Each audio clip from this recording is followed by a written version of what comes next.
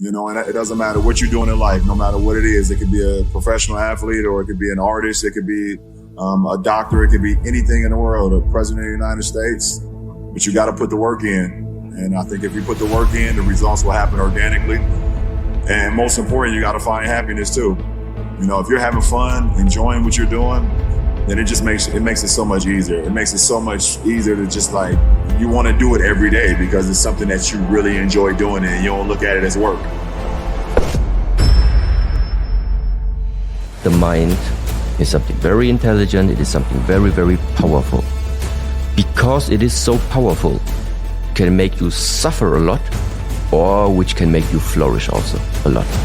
So we can create something with the mind, or we can destroy something with the mind. So the question is, how do you use the mind in the proper way? And how to make better use of the mind, or better use of the presence. At the moment, people are chasing. It's not wrong. But now, instead of having 100% of only chasing, do 80% chasing and 20% look inside. I think a lot of people they see you run and they say, oh, it looks so easy, you really look effortless. But before it gets to that point, it's hard. It's like hard work. The work is behind the scene. Competition is the easy part. Behind the scenes is where the work is done. And everything is done to get to that one race that you need to run. Around 2010, 2011, I went through this huge spiritual thing where I became obsessed with the power of the mind, meditation, visualization, and just realizing how powerful our minds actually are, like how we really do paint our world with our thoughts and our level of self-belief. So I took myself from being very average-minded to actually believing that I was the shit, and believing that I could be the shit, and that I could be the GOAT and be the greatest. To paint a bright future for yourself, you have to be able to see it in your mind. You have to believe in it, and the more you believe in it, the more your world will start to change, and the more you'll just start to see your beliefs come to pass. When you eliminate the inner conflict, when you resolve the battle between who you are and who you think you should be, that's when true power emerges. The real battle isn't with the enemy you see in the mirror. The real battle is with the beliefs that make you see an enemy at all. Your power, your true, unstoppable power, isn't in overcoming yourself. It's in realizing there was never anything to overcome. The opponent you've been fighting is just a shadow, a reflection of your own limiting beliefs.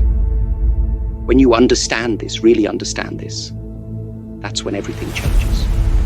That's when you become like water, formless, shapeless, able to adapt to any container life puts you in without losing your essence.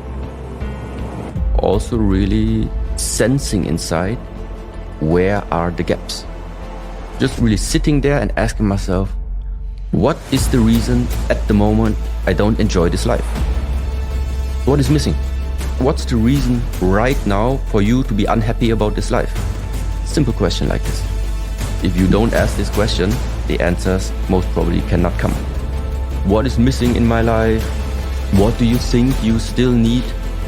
Does it really make sense? Imagining you would have already what you are wishing for, how would it change you right now? The problem many times in nowadays world is that you are not here. You cannot just be alone with yourself. Either you're drifting off into the past about what everything went wrong in the past, or you're drifting off into what you still want to see and have in the future. So this projection either into the future or the memories into the past. Both of these things is what makes you suffer. We can sit right now over here and think about what happened last week, and then maybe it makes us angry. Or we can sit right now here and we look into next week, oh no, financial department's gonna come. Yeah, it also makes you suffer again. But right now, there is no reason to suffer.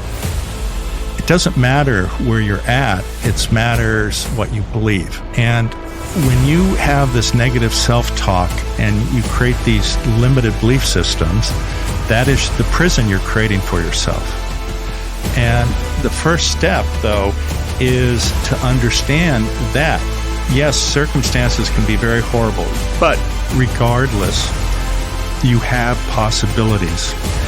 When you're able to interrupt that negative belief system, when you're able to look through the lens of possibilities, because when you are negative, when you say it's not possible, the world is against me, everybody hates me, fundamentally, you're changing your physiology. And when you change how you look at the world from that one of negativity, because, your situation is difficult, to look at, there are amazing possibilities here. Because what I tell people, when I changed how I looked at the world changed how it looked at me. Because people reached out to me because I was open to it. I was appreciative. I was thankful. I didn't sit there and say, the world hates me, nobody's going to do anything. That energy changes when you change how you look at the world.